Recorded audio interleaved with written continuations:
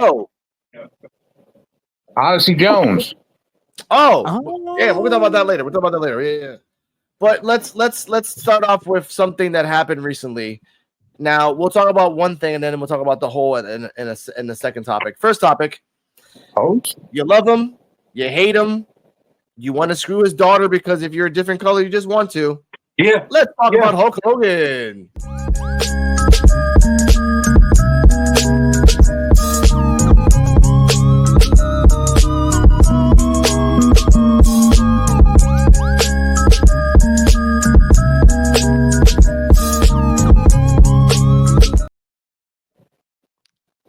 Hey, would have hurt Hogan more if I got her pregnant. Yeah. Damn it. Hold up. I got you, Mr. Buddy. You thought we were going to get slick with that shit. Daddy, chill. What the hell is even that? What the hell is even that? Mark Henry's son's closer to hitting third base than you, D-Walk, so I don't know. Hey, I can't even say if I want to poke holes in the rubbers either. And here we go again. What the hell is even that? They're gonna have to sign a contract with their kids. Yeah. You know what, Joe? You get this one. Yeah, Welcome I have back. a lot of questions. Number one, how dare you? Tell Hulk Hogan you been a high daughter. And then this is just for this is Take all me adults. outside. There you go. How about that? Let's talk about what Mark Henry said. Now, Mr. Hulk Hogan. No, let's give it context for everybody. Mr. Hulk Hogan came out on Netflix on Raw with Jimmy Hart. By the way, bless his heart, Jimmy Hart. You're 80 years old. His braids are coming out. And no, not even that. The fact that he was waving a flag for 2 minutes straight as an 80-year-old man. Holy shit! Walmart employees don't do that shit. And the fact that he hasn't aged since 1993. Yes. Now, when Hogan came out, and since I love having the Misfit Nation podcast here, he came out in a blue state where he was heavily booed. Okay, he was heavily booed. And then little tidbit that happened afterwards when the Saturday Night Main Event commercial came out after the fact after he talked and went away, they said fuck Hulk Hogan. So that's another add-on. But let's get back to the beginning. Hulk Hogan comes out. He promotes his American beer. He says that the best teammates that he has are the fans. He brings up references of Andre the Giant, which boos, Randy Savage, which got heavier boos, and then and everything else. And he says, "Oh, you know, I'm sponsored with WWE with the American beer." Da da da da da. And then after the music hits, he leaves. Now I have the Invisible Woman coming in a second. What we're going to talk about now is what Mark Henry said after the fact this happened, and we'll have all our general thoughts about this. So here we go. Henry said, and I quote, "Right now, with the social climate and the things that he said and done and lack of effort to try to fix it, people are going to come down on him. I never had an issue with him before I heard all the stuff.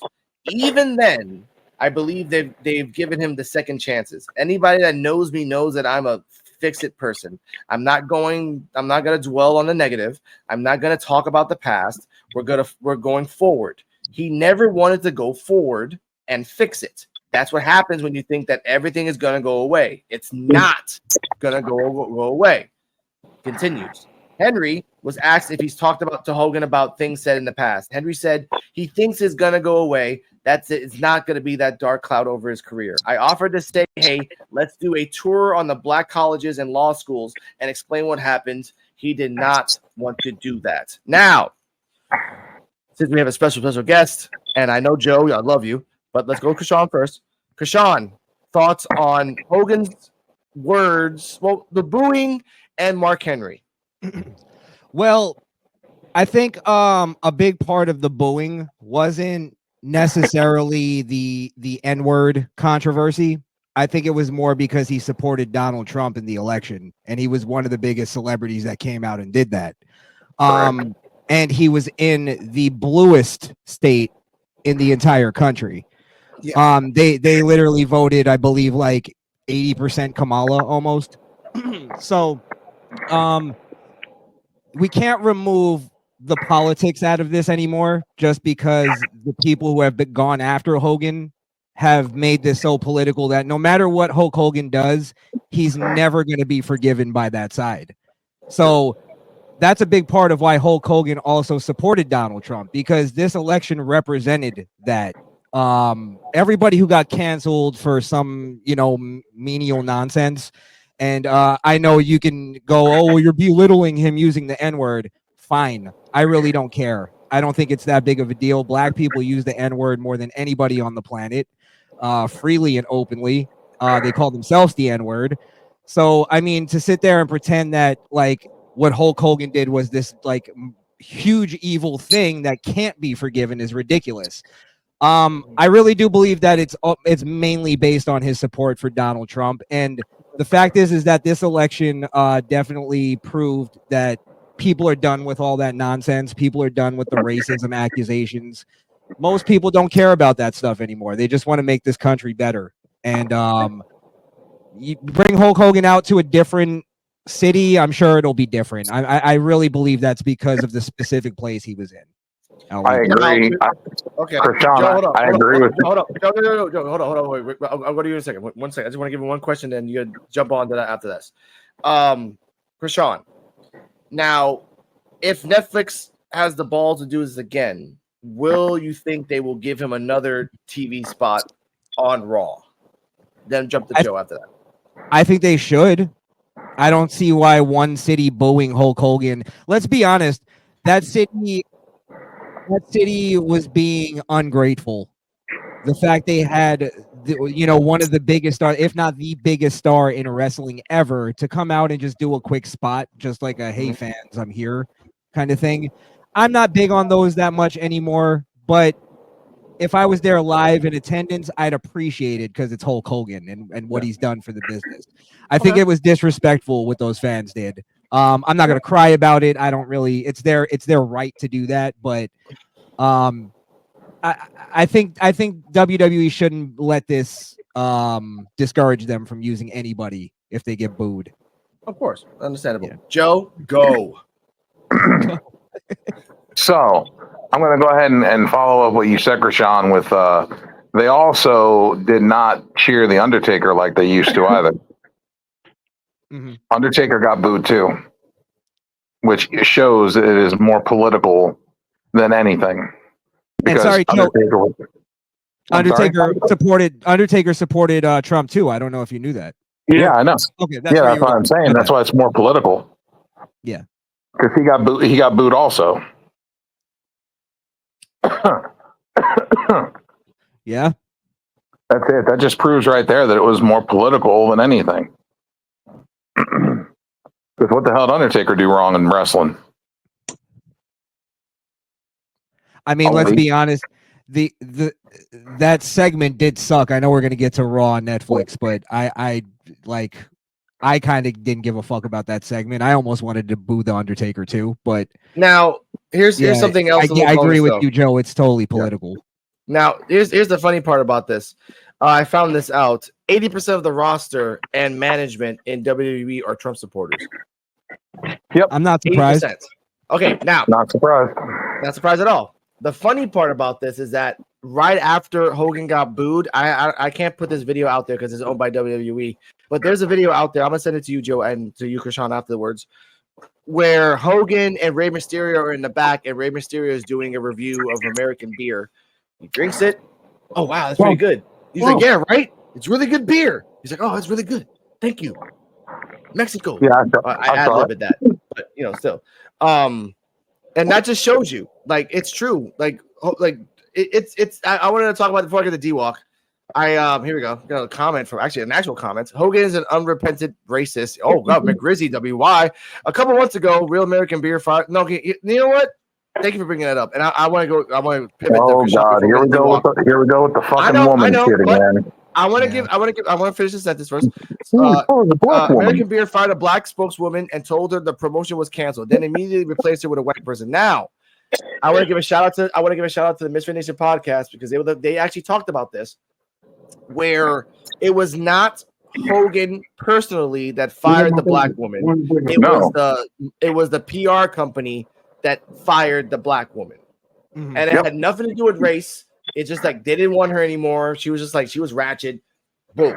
And I'm saying that because they showed evidence of her doing like kind of missing a couple shows before that even happened. She was on the rise, but she was being very cocky in that thing and not really showing up. So the PR team saw that and said, you know what? Cut that shit off. Yeah. And they hired a white woman. It was poor timing, but shout out to Misfit Nation podcast. They brought it first. But the people around the world is running with that. And they're not saying the addendum in that part. So I will say that. Sounds like liberal Democrats to me. I'll take it a step even further. I won't deny. Sorry, did somebody say something? No, go on. Okay. I won't deny that their choice to replace her wasn't racially based. I do believe there's a possibility of that, because I used to do brand ambassador work, which is exactly what that is. And a lot of that is based on demographics. A lot of it is based on you being bilingual.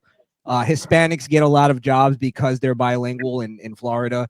There are racial elements to it. I don't think there's anything wrong with it, is my thing. Like if you wanted to sell, an ethnic hair product and you hired a promotion company to send you some models and they send you some blonde white women, I don't think there's anything wrong with you going, no, I need black women to sell this product. You get what I mean? It's a demographic thing. The fact is because he replaced it with white women. And the fact is that he's selling a beer, most likely to rednecks in the South. Like that's who drinks beer. That's who the big demographic is. If he was selling cognac or Hennessy, then I'd be like, okay, you're being a little like, that's kind of stupid. You should have a black woman selling that. You get what I mean? There are racial elements to the things we like and cultural elements to the things that we buy. So I'm not beyond thinking that there was a racial element to it. I just don't think there's anything evil about that. In that aspect, in that particular instance that happened, no. Now let's get to, and I love that Joe's here because I was blessed. I was hoping he got better to talk about this since he's a historian in this. Yeah. Now let's talk about the real reason people don't like Hogan. Not for the booing part, but let's go back to understanding. Oh God! Because let's be real, Joe. Like we just can't say we blanket. I don't like Hulk Hogan, not because he's a racist and because he said the thing. Whatever. I don't give a shit about that. I don't like Hulk Hogan for the history of all the lies and the fact that he destroyed a union and the fact that he got $100 and something million from a media company and now he's broke again. Like. This guy and doesn't talk to his kids. His kids don't fucking like him. Allegedly.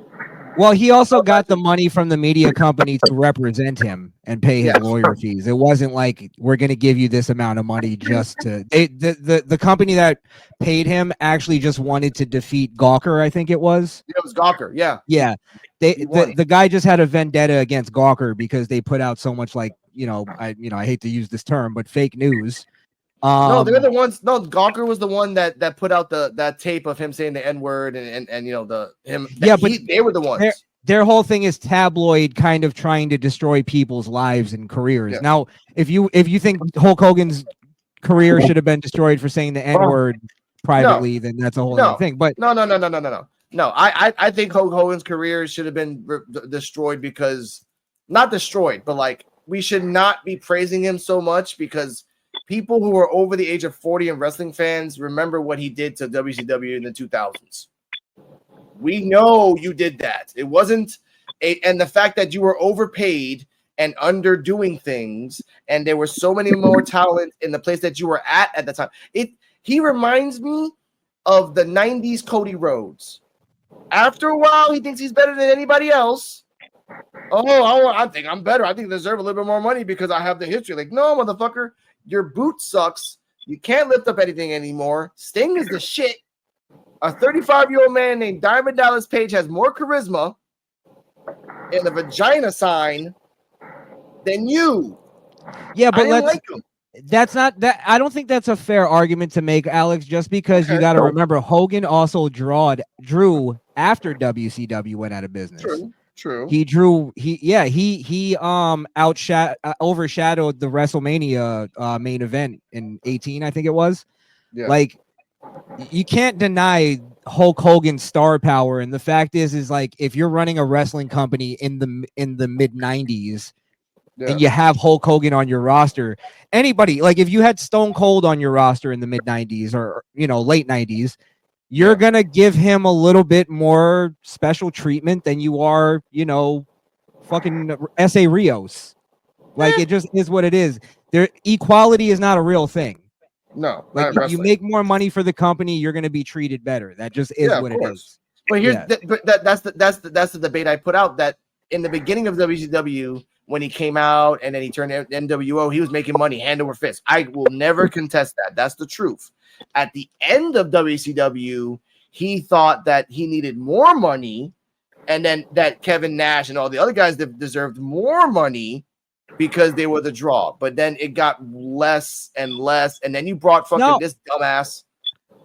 I'm sorry I don't mean to overpower this conversation here, but I don't believe the motive that you're saying. I believe he just wanted more money because he's greedy and just wanted to be richer. I don't think it was the fact that he's like, I'm the bigger draw. Hogan would have pushed for more money no matter what. But that goes for everybody. That goes for everybody. Piper, Savage, fucking who else they had back then? Harley Race, all those guys, all the older guys, Dusty Rhodes, Teddy DiBiase. Any of them could have got Hogan money. They would have all did the same exact thing Hogan did. And Hogan was still a draw even way after that with TNA, because when he went to TNA, he was still pulling crowds and numbers in the TNA. Yeah, people hated him even then. And just to add on one thing, Alex, I blame WCW more for that. WCW and Eric Bischoff more for kowtowing to Hogan and not standing up to him and saying, "No, we need to do this. It's better for business." Yes. And they gave him too much creative control, and that was where they screwed up. And it was because they were so desperate for Hogan, they just threw him anything. Just come on, please. True. Because at the time, it was what tipped the boat. I think they could have, though, Joe. They could have had more dignity and said, "No, we need more creative control. Throw him a couple more million just to make him happy." Yeah, but now we know how much it tipped. Hogan what we want. But you know how much the boat tipped, like the scale tipped toward WCW's favor when they got Hogan away from WWF. Yes, they were 83 weeks. Yeah, that wouldn't have been possible without Hogan. How I feel about Hulk Hogan? Fuck Hulk Hogan. He ruined my childhood. My whole childhood, he said, drinking milk and say your prayer. I've been doing that shit for the longest. Look how I am. I'm still like 160 pounds. Look at my arms. You smoke weed and drink alcohol. That's on your choice, dude. He never said smoke weed and drink alcohol. You're a liar. You're a liar, man. You eat greasy food, drink alcohol, and smoke weed all day. You don't do shit to help yourself. Hey, I do. I work. He eats peanuts, which are good for you, by the way. You get saved and then blame Jesus for your drug problem. Exactly. But before we Jesus turn water to wine, remember that. Yes, but I want to continue back to pivot back to Mark Henry. Now, a question for you, Krishan. Because Mark Henry, and Joe knows this, Mark Henry is like a very safe, very respectable worker and wrestler throughout. Everyone respects him. Everyone just will listen to him, like an Undertaker or a Mick Foley, or even a Kane. No matter political or not, people will listen to Kane. Whatever comes out of his fucking mouth. But for now, would it have been smart for Hogan to at least done that press tour? Just go around. No? Okay. All right. Because no matter what you do, they're always going to see him as a racist because he said the N-word in private. And if he goes and does it, that just makes him look like he's more guilty. It looks worse. No, but what made it worse, though, he said the ER. He said the RER. Let me also say this. This is where Mark Henry isn't, he doesn't understand the political landscape. Yes. And there's twofold to Mark Henry. I'll get to the other part. He said, we need to bring him to black colleges. Black colleges are some of the worst, liberal hellholes, echo chambers that, there's no changing their mind because they're paying to be in that echo chamber. You get what I'm saying? So for him to do that at black colleges is completely ridiculous. I understand why Hogan wouldn't do that if he understands what's going on. Second, Mark Henry has to say this because of his stature. He's not just a black celebrity. He's not just a black WWE superstar. He's also a black Olympian. You get what I mean? He's also a talk show host. A talk show host. Like Mark Henry is still like trying to like have a career, so he can't come out and go, I really don't care about him saying the N-word. Who really cares? Like his whole thing is like Hogan should have went on and pretended to be something that he's not, just to make people like quell people's feelings. And I really don't care about people's feelings anymore. Yeah. Hulk Hogan would have went to that black college, somebody would have threw a brick at him. Yeah. Yes, absolutely, D-Walk. And then he would have had to return fire with a real American beer. Yeah. And then they would have flipped over his car and then screamed "Free Palestine." You know what I mean? And then the black guy would have screwed his daughter. You're right. And here we go Alex, again. We were having a great conversation, and then this. Daddy, chill. What the hell is even that? Hey, I missed y'all, man. I missed y'all. But see, that's the point that I was trying to make earlier, Alex, is that all of that, what Mark Henry is saying, this election proved that all of that stuff is over. The apology tours, the cancellations, the calling people racist, deeming people white supremacist and sexist and homophobic. We don't care about that anymore in this country. We do not care. So for him to do an apology tour doesn't matter.